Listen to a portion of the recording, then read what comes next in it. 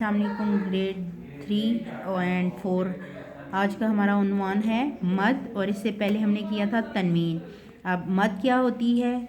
मद वैसे तो मद जैसे हम पढ़ते हैं कि अलिफ मद्दा, वाव मद्दा, या मद्दा।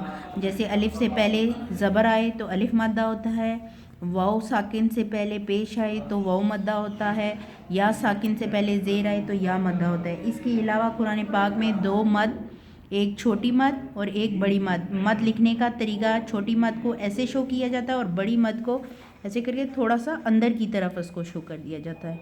इस तरह से ये दो मद दी जाती हैं। इनको भी कुरान पाक में इस्तेमाल किया जाता है और इन्हें लंबा करके पढ़ा जाता है।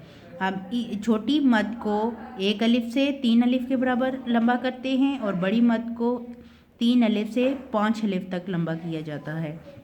ये ख़ास हरूफ पे होती है जिन्हें ख़ास तौर पे लंबा करके पढ़ा जाता है। ठीक है।